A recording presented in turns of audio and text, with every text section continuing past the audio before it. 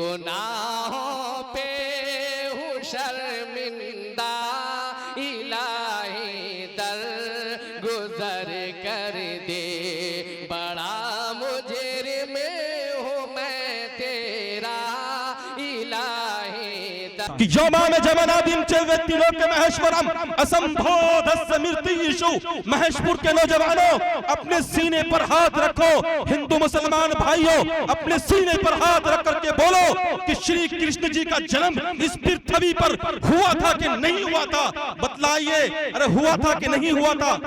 श्री कृष्ण जी का जन्म हुआ था कि नहीं हुआ था? जन्म हुआ था और दिखाई भी दिए थे। और आपका श्रीमद् भागवत गीता के अंदर ये श्लोक क्या कह रहा है? ये कह रहा है कि उसका जन्म नहीं होता और वो दिखाई नहीं देता। तो बतलाइए, जब इस पृथ्वी पर वो आए तो दिखलाई भी जरूर दिए होंगे, दिखलाई भी जरूर दिए होंगे। वो दिखलाई भी देता है, वो दिखाई, वो उसको लोगों ने देखा श्री कृष्ण जी को।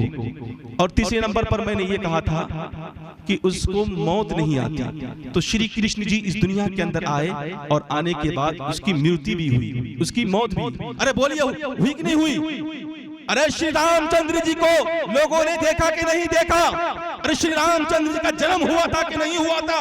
बतलाओ नौजवानों। और श्री रामचंद्र जी की मृत्यु हुई थी कि नहीं हुई थी?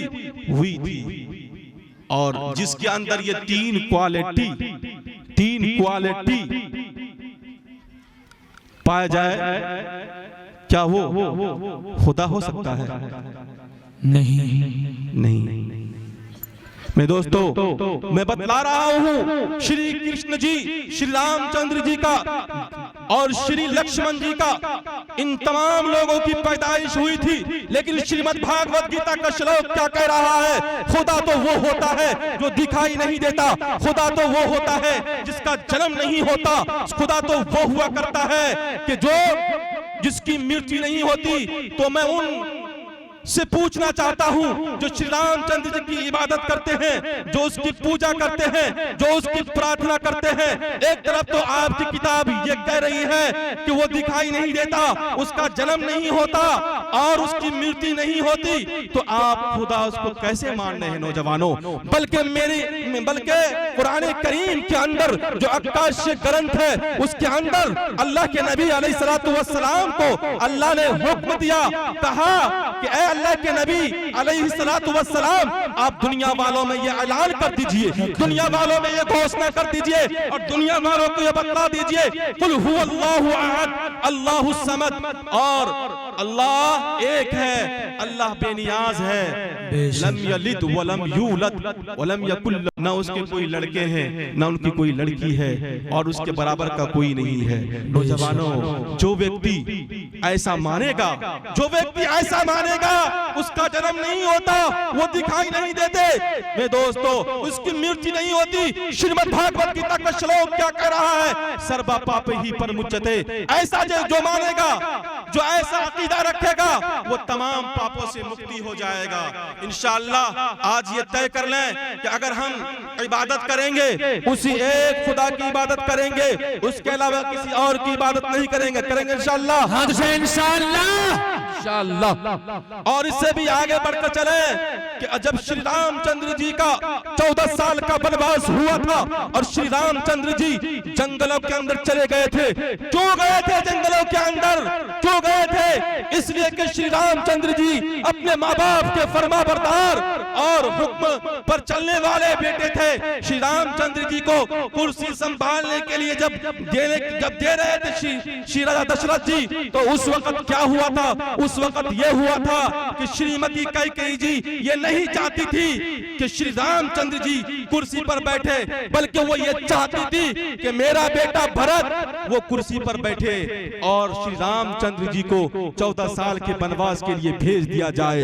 इसलिए कि श्री राजा दशरथ जी ने एक मौके से श्री कैकेयी जी से एक वादा किया था, एक वचन लिया था। जिस वक्त श्री राजा दशरथ जी की उन्होंने जान बचाई थी, वहीं पर 2 वचन लिया था। पहला वचन यह था कि आपको मुझसे शादी करनी पड़ेगी, और दूसरी शर्त, दूसरा वादा, दूसरा वचन मैं आपको बाद में बतलाऊंगी।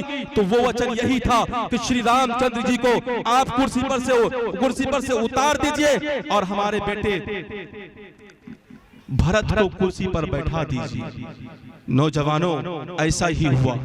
भरत कुर्सी पर बैठने के लिए तैयार नहीं था, लेकिन जैसे ही श्री राजा दशरथ जी ने यह कहा कि तुम पंचूटी पहाड़ पर 14 साल के लिए वनवास पर चले जाओ, माँ बाप के खिदमत गुजार बेटे जैसे माँ बाप का हुक्म हुआ, हुक्म होते ही वो पंचूटी पहाड़ पर चले जाते हैं। और कितने साल के लिए जाते हैं? 14 साल के लिए जाते हैं। मेरे कहने का मकसद ये है कि जब श्री सीता जी का अगवा हुआ, और अगवा होने के बाद जब उसकी तलाश में श्री रामचंद्र जी निकले थे, और निकलने के बाद जब श्री रामचंद्र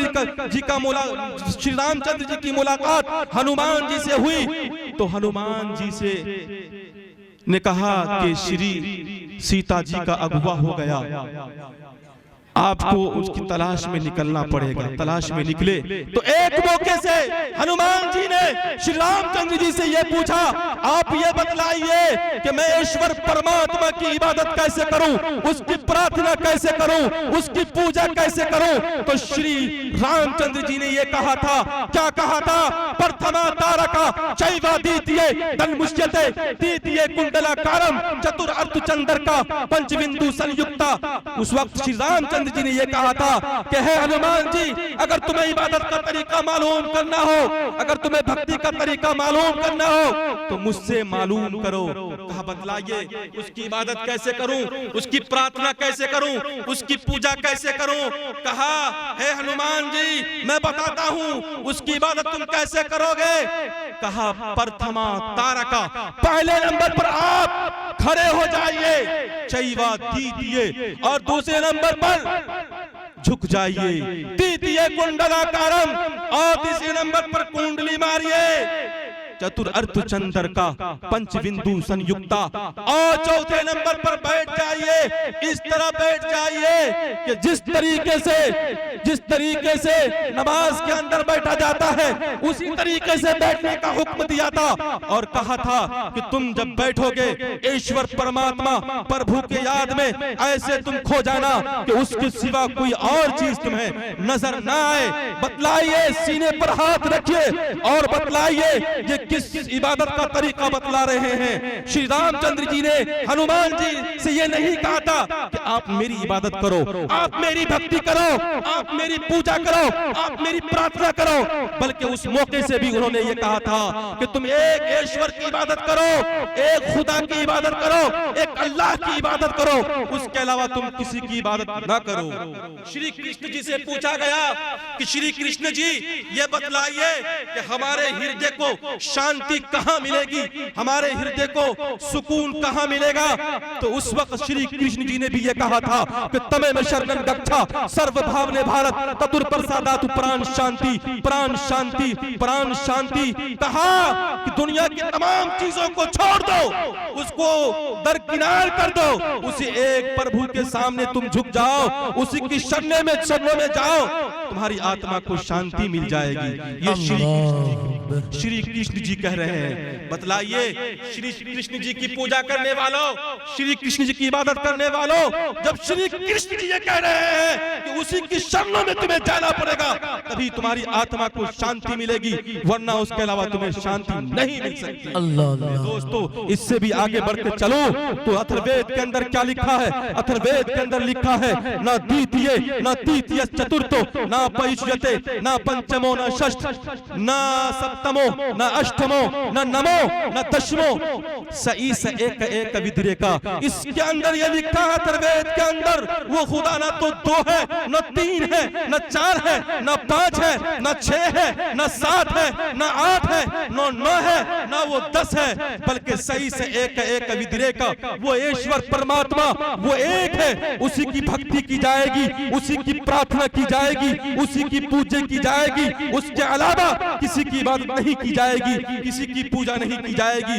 इसलिए हिंदू मुस्लिम भाइयों, यहाँ से एक पैगाम लेकर के जाओ, एक संदेश लेकर के जाओ, हम उसी ईश्वर परमात्मा की इबादत करेंगे, उसके अलावा किसी और की इबादत नहीं करेंगे इंशाअल्लाह। हाँ इंशाअल्लाह। जनाब मोहम्मद रसूलुल्लाह सल्लल्लाहु अलैहि वसल्लम के बारे में वेद क्या कहता है और हमारे मौलाना साहब क्या कहते हैं। हमारे मौलाना साहब से आपने सुना होगा, मस्जिद के अंदर आप मेंबर पर से आपने सुना होगा कि ऐ मुसलमानों, ऐ ईमान वालों, तुम कामयाब कैसे होगे, तुम अच्छे इंसान कैसे बनोगे। आइए आप पंडित जी की जबान को भी आप सुन लीजिए, समाअत फरमा लीजिए। पंडित जी क्या कहते हैं? पंडित जी ये कहते हैं कि इंदरम मित्रम रूरवम गुरुद्वारम अज्ञान हित कृत मोहम्मद नकार शमिदायम तदूरी अंत आत्मा शांति पर भूत मपाशति। हमारे मौलाना साहब कहते हैं कि तुम फलां काम करोगे, तुम रोजा रखोगे, तुम नमाज पढ़ोगे, तुम ज़कात दोगे तो तुम कामयाब हो जाओगे। अब पंडित जी से सुनिए, पंडित जी क्या कहते हैं। पंडित जी कहते हैं इंदरम मित्रम रूरवम गुरुद्वारम अज्ञान हित कृत मोहम्मद। कहा ऐ मुसलमानों, ऐ ईमान वालों, अगर तुम कामयाब होना चाहते हो क्या कैसे क्या करना पड़ेगा। पंडित जी कहते हैं अज्ञान हित मोहम्मद। कहा मोहम्मद रसूलुल्लाह सल्लल्लाहु अलैहि वसल्लम।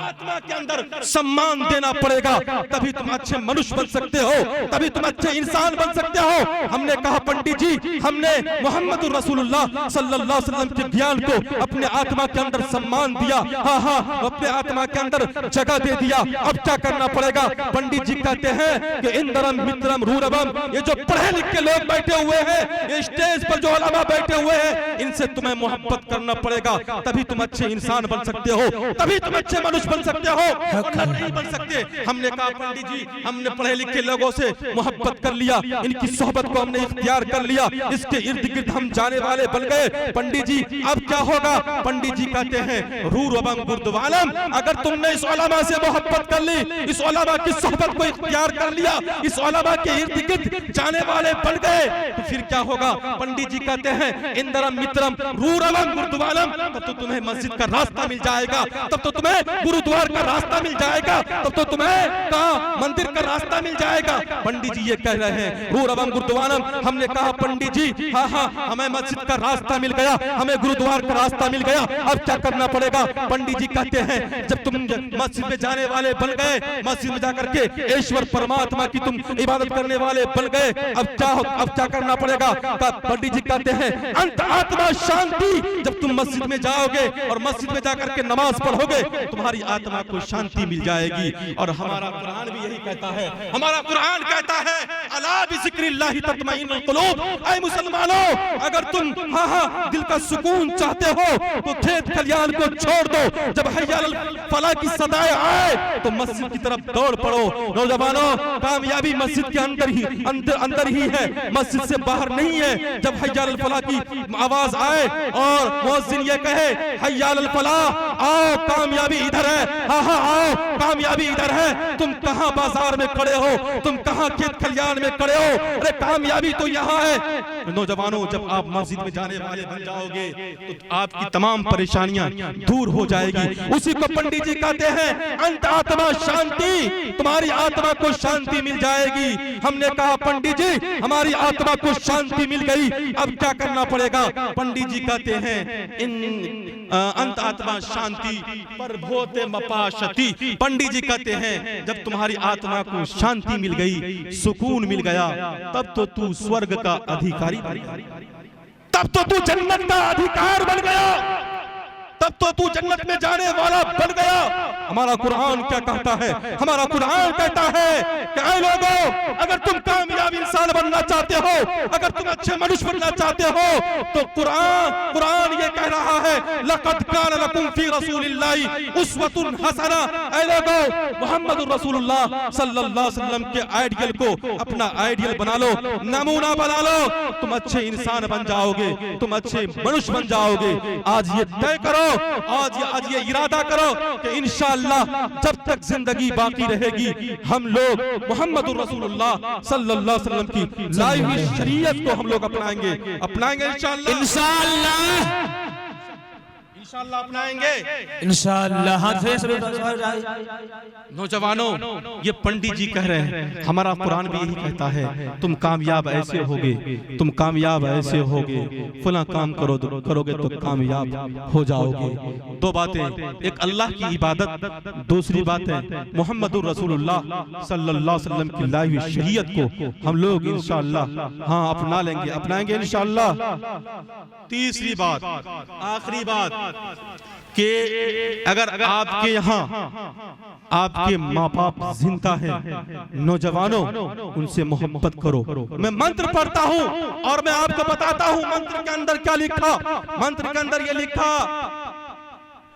कि माता पितो अनुर्भुत पति पितरो माता, ये मंत्र इसी तरीके से लिखा है। नौजवानों, इस मंत्र के अंदर ये लिखा है कि तुम माँ बाप के साथ नरमी इख्तियार करो, तुम माँ बाप के साथ हुस्न सुलूक से पेश आओ और माँ बाप की खिदमत करो। अगर आपकी माँ जिंदा है नौजवानों तो माँ बाप की खिदमत करो, इसलिए कि माँ के कदमों के नीचे जन्नत है और बाप जन्नत का दरवाजा है। आज ये तय कर लो कि इंशाअल्लाह जब तक हमारे माँ बाप इस दुनिया के अंदर हयात से रहेंगे उनकी खिदमत हम लोग उनकी खिदमत करेंगे इंशाअल्लाह, करेंगे इंशाअल्लाह। माँ बाप की खिदमत करो। अगर एक बार माँ बाप हाथ से निकल जाए दोबारा नहीं आ सकता। नौजवानों, हर चीज मिल जाएगी दुनिया के अंदर, लेकिन माँ और बाप एक ऐसी अजीम दौलत है कि अगर एक बार हाथ से निकल जाए तो फिर वो आने वाली नहीं। अल्लाह। आज होता क्या है, वो माँ जो बचपन के अंदर अपने पेट के अंदर जिस बच्चे को 9 महीना अपने पेट के अंदर अपने बच्चे को पालती है और उसके बाद जब बच्चा जन्म होता है उसके बाद क्या होता है, जब बच्चा रात में बिस्तर पर पेशाब कर दिया करता है तो माँ खुद गीले में सो जाया करती है और अपने बच्चे को सूखे बिस्तर पर सुलाती है। नौजवानों, माँ तो वो हुआ करती है, माँ तो वो हुआ करती है। अगर तुम्हें खून की जरूरत हो तो माँ फौरन खून देने के लिए तैयार हो जाती है। अरे माँ तो वो हुआ करती है, जब तुम्हें बुखार आ जाया करता था बचपन के अंदर, तुम्हारी माँ तुम्हारे वास्ते वो परेशान हो जाया करती थी। अरे माँ तो वो हुआ करती है जो तमाम दुख सह लेती है और तुम्हें सुख रखना चाहती है। इसलिए तमन्ना करो, तय करो कि इंशाअल्लाह हम माँ बाप की खिदमत करेंगे और माँ बाप की खिदमत के जरिए हम इंशाअल्लाह जन्नत कमाएंगे। एक सहाबी रसूल अपने माँ बाप को अपने कांधे पर बैठाया और बैठाने के बाद क्या हुआ कि उसको हज करवाया। एक कांधे पर माँ को बैठाया, दूसरे कांधे पर बाप को बैठाया और बैठाने के बाद क्या हुआ, उसको हज करवाया और अल्लाह के नबी अलैहिस्सलातु वस्सलाम की खिदमत में हाजिर हुआ और हाजिर होने के बाद ये कहा, ऐ अल्लाह के नबी अलैहिस्सलातु वस्सलाम, हमने अपने माँ बाप को अपने कांधे पर बैठा करके हमने उसको हज करवाया, क्या मैंने अपने माँ बाप के दूध का हक अदा कर दिया? अल्लाह के नबी अलैहिस्सलातु वस्सलाम ने कहा, तुमने माँ बाप के एक कतरे दूध का हक अदा नहीं किया। नौजवानों, माँ बाप को उन्होंने कांधे पर बैठा करके हज कराया और तवाफ करवाया और अल्लाह के नबी अलैहिस्सलातु वस्सलाम ने ये कहा कि तुमने माँ बाप के खून के दूध के एक कतरे का हक अदा नहीं किया। नौजवानों, अगर आपकी माँ जिंदा है तो माँ से मोहब्बत करो, माँ के तलवे को चूमो, माँ के पेशानी को चूमो, इसलिए कि माँ के कदमों के नीचे जन्नत है और बाप जन्नत का दरवाजा है। अगर आपने सिर्फ माँ की खिदमत कर ली, अगर माँ के कदमों के नीचे जन्नत है तो याद रखो महशूर के नौजवानों, तो बाप जन्नत का दरवाजा है, दरवाजा खुलने वाला नहीं है, बाप की खिदमत करना पड़ेगा। अगरचे माँ ने अपने खून से बच्चे को जन्म दिया तो याद रखो नौजवानों, बाप ने भी अपने खून पसीने से अपने बच्चों को पाला, उसकी भी खिदमत करो। एक बच्चा था, एक लड़का था, उसकी माँ का इंतकाल हो गया और उसके बाप ने दूसरी शादी कर ली। क्या कर ली? दूसरी शादी कर ली। हुआ क्या, एक दिन एग्जाम्पल इम्तिहान के तौर पर बाप ने बेटे से कहा, बेटा ये बता, तुम्हारी माँ मर गई, ये बतला, मैंने तुमसे कभी नहीं ये पूछा जो तुम्हारी माँ पहली वाली माँ थी वो माँ तुम्हारी अच्छी थी, या जो ये नई माँ आई है ये माँ तुम्हारी अच्छी है? बेटा कहता है, महशपुर के नौजवानों ध्यान से सुनो, बेटा कहता है कि वो माँ जो मेरी सगी माँ थी, वो माँ मेरी गलत माँ थी, वो माँ मेरी झूठी माँ थी, वो माँ मेरे वादा खिलाफी क्या करती थी। बाप हैरत ज़्यादा हो गए, कहा ये तो गलत हो गया। बेटा ये कह रहा है कि मेरी सगी माँ झूठी थी और ये सच्ची माँ है जो नई माँ मेरी आई है। बाप ने कहा, बेटा कैसे हो सकता है, वो तो तुम्हारी सगी माँ थी। कहा हाँ हाँ, मेरी माँ वो थी कि जब मैं भूख से तड़पता था मेरी माँ ये कहती थी, बेटा आज तुम्हें घर पर खाने को नहीं मिलेगा, बेटा आज तुम्हें घर पर सोने को नहीं मिलेगा। जब वो माँ ये कहती थी, लेकिन जब उस माँ के दिल के अंदर जब तड़प होती थी कि काश के मेरा बेटा खाना खा लेता, मेरा बेटा कहाँ है, मेरी माँ मुझे तलाश करने के लिए निकल जाती थी। थोड़ी देर के बाद मेरी माँ ये कहती थी, बेटा बहुत वक्त हो गया, बहुत देर हो गया, तुमने अभी तक खाना नहीं खाया, आ बेटा तू खाना खा ले। मेरी माँ झूठ बोलती थी और झूठ बोल करके मुझे वो खाना खिलाया करती थी। माँ अगर बोलती थी, बेटा आज घर पर सोने नहीं मिलेगा, लेकिन शाम होते ही माँ मेरी जुस्तजू में, मेरी तलाश में निकल पड़ती थी और वो मुझे तलाश करके घर ले आया करती थी। लेकिन ये जो नई माँ आई है ये सच्ची माँ है, ये जो बोल देती है वो करके दिखला देती है। ये नई माँ अगर ये बोल देती है, बेटा आज घर पर खाना नहीं मिलेगा, तो खाना नहीं मिलता। अगर ये माँ ये बोल देती है, बेटा आज घर पर सोने नहीं मिलेगा, ये माँ करके दिखला देती है घर पर सोने नहीं मिलता। अगर ये माँ ये कह देती है कि तुम्हारा कदम मेरे आंगन पर नहीं पड़ेगा, तो ये माँ करके दिखला देती है। नौजवानों, अगर आपके माँ बाप जिंदा है तो याद रखो, माँ बाप की खिदमत करके जन्नत कमा लो। अल्लाह के नबी अलैहिस्सलातु वस्सलाम ने कहा कि काश के मैं ईशा की नमाज पढ़ रहा होता और मेरी माँ ये कहती कि बेटा तुम इधर आ जा, बेटा तुम इधर आ जा। अल्लाह के नबी अलैहिस्सलातु वस्सलाम कहते हैं, मैं नमाज में होता, मैं ईशा की नमाज पढ़ रहा होता तो मैं ईशा की नमाज तोड़ देता और मैं माँ की खिदमत में लग जाता। मेरे दोस्तों, माँ की अजमत को समझो, माँ की खिदमत करो, माँ की खिदमत करके जन्नत कमा लो। अगर ये दौलत एक बार हाथ से निकल जाए तो आने वाली नहीं है। मेरी माँ और बहनें कसीर तादाद में आप बैठी हुई है, आपको भी पैगाम देना चाहता हूँ। इस जलसे से आप एक पैगाम लेकर के जाएं, आप इस जलसे से एक मैसेज लेकर के जाएं कि आप अपने बच्चों को पढ़ाइए और खुद नमाज पढ़िए और खुद कुरान पढ़िए। वो कैसी माएँ थी, वो कैसा बाप था, आपने बायजीद बुस्तामी अलैहि रहमत के वाक़यात पढ़े होंगे। वो माँ, वो कौन सी माँ थी जिसके दिल पत्थर जैसा था?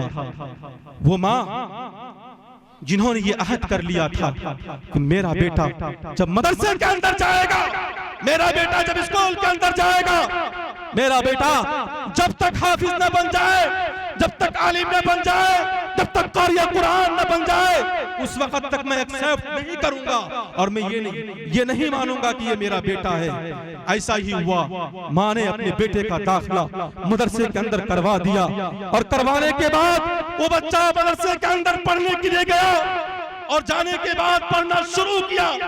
नौजवानों, एक दिन ऐसा हुआ कि माँ की याद आ गई, माँ की याद आ गई। कहा उस्ताद जी छुट्टी दे दीजिए, माँ की याद आ रही है। उस्ताद ने कहा बेटा जा बेटा जा, बहुत वक्त हो गया, तुमने अपने माँ को नहीं देखा, तुमने अपने बाप को नहीं देखा, जा बेटा जा। वो लड़का जब आता है दरवाजे पर दस्तक देता है, कुंडी बजाता है और ये कहता है कि माँ कुंडी खोल, तेरा लाडला आ गया। माँ कुंडी खोल, माँ दरवाजा खोल, तेरा लाडला आ गया, तेरा महबूब आ गया। माँ की तरफ से आवाज आती है, माँ ये कहती है पहले तुम ये बता, क्या तुम आलिम बन गए, क्या तुम हाफिज बन गए, क्या तुम कारी कुरान बन गए? बेटा कहता माँ मैं हाफिज नहीं बना, मैं आलिम नहीं बना, मैं कारी कुरान नहीं बना। तो माँ ये कहती है मेरा बेटा तो वो है, मेरा बेटा तो वो है जो आलिम बन करके आएगा, मेरा बेटा तो वो है जो कारी कुरान बन करके आएगा, मेरा बेटा तो वो है जो आलिम दीन बनकर आएगा।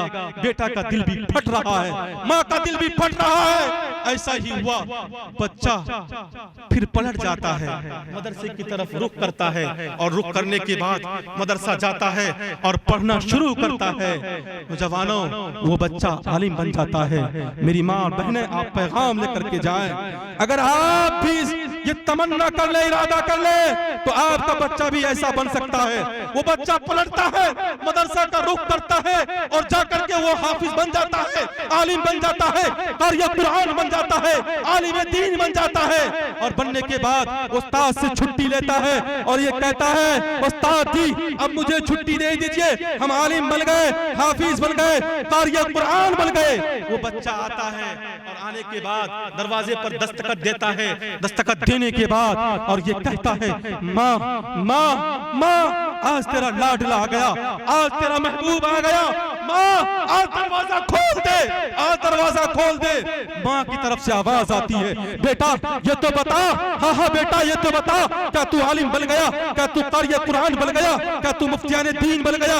हाँ माँ आज दरवाजा खोल, मैं हाफिज भी बन गया, मैं आलिम भी बन गया, मैं कारी कुरान भी बन गया।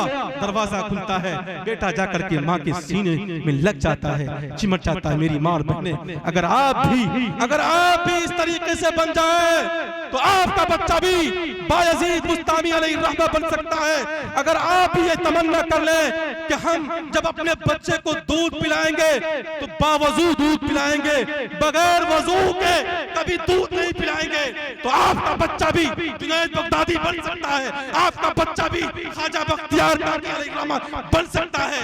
लेकिन आपको बनना पड़ेगा, आपको वो माए बनना पड़ेगा कि वो माए जिसके दिल के अंदर ये तड़प था कि जब तक मेरा बच्चा हाफिज न बन जाए, जब तक मेरा बच्चा कारी कुरान न बन जाए, तब तक मैं अपने बच्चे को एक्सेप्ट नहीं करूंगा। और आपका बच्चा जुनैद बगदादी अलैहि रहमा बन सकता है, लेकिन शर्त ये है कि आप वजू करके अपने बच्चे को दूध पिलाने वाली बन जाए। आज यहाँ से पैगाम लेकर जाओ मेरी माँ और बहनों। आप सोचते हैं कि मेरे ऊपर नवाज नहीं है, आप सैयदना फातिमा ज़हरा की तारीख को पढ़ो, सैयदना फातिमा ज़हरा रज़ी अल्लाहु अन्हा की तारीख को पढ़ो। सैयदना फातिमा ज़हरा रज़ी अल्लाहु अन्हा रात की तारीकी में हजरत अली से इजाजत लेती है और दिन भर थकी मारी रहती है। और हजरत अली से जब इजाजत लेती है, कभी देखो तो हजरत अली के कपड़े धुले जा रहे हैं, कभी देखो तो हजरत हसन के कपड़े धुले जा रहे हैं, कभी देखो तो हजरत हुसैन के कपड़े धुले जा रहे हैं। दिन भर काज में फातिमा ज़हरा रज़ी अल्लाहु अन्हा मसरूफ रहती है। कभी देखो तो जानवर के खाने के लिए गल्ले का इंतजाम किया जा रहा है, कभी देखो तो क्या किया जा रहा है, हजरत अली के लिए बिस्तर तैयार किया जा रहा है, कभी देखो तो हजरत हसन के लिए बिस्तर तैयार किया जा रहा है, कभी देखो तो हजरत हुसैन के लिए बिस्तर तैयार किया जा रहा है। और रात की तारीकी में मेरी माँ बहनें अगर अपने शौहर से वो इजाजत तलब कर रही है तो वो ये कह रही है कि ए अली आप मुझे इजाजत दें ताकि मैं उस ईश्वर, उस अल्लाह की तरफ, मैं उस अल्लाह की तरफ माइल हो जाऊं। हजरत अली मुस्कुराकर कहते हैं मेरी फातिमा दिन भर की थकी मारी, कभी देखो तो कपड़े धुल रही है, कभी देखो तो हजरत अली के लिए खाने का इंतजाम हो रहा है, कभी देखो तो हजरत हसन और हुसैन के लिए खाने का इंतजाम हो रहा है। दिन भर की थकी मारी और रात में इजाजत भी ले रही है, तो अल्लाह की इबादत की तरफ इजाजत ले रही है। मेरी माँ बहनें, आप भी नमाज पढ़ने वाली बन जाएं, आप भी कुरान पढ़ने वाली बन जाएं। आज इस जलसे से पैगाम लेकर के जाओ। जलसा यूं ही, ये इतने पैसे, ये कौन कि जो ये पैसे लगते जलसे के अंदर, ये आपके फायदे के लिए यहाँ से एक मैसेज लेकर के जाएं कि जब तक इंशाअल्लाह जिंदगी रहेगी, मैं तमाम हजरात से एक अहद लेता हूँ कि जब तक इंशाअल्लाह हम सब की जिंदगी बाकी रहेगी, हम लोग कभी नमाज नहीं छोड़ेंगे इंशाअल्लाह। बहुत सारे लोग सो रहे हैं जो हाथ नहीं उठा रहे हैं। अभी कबूलियत की घड़ी है, इंशाअल्लाह दुआ कबूल होगी। आप लोग बोलिए इंशाअल्लाह हम लोग नमाज नहीं छोड़ेंगे इंशाअल्लाह।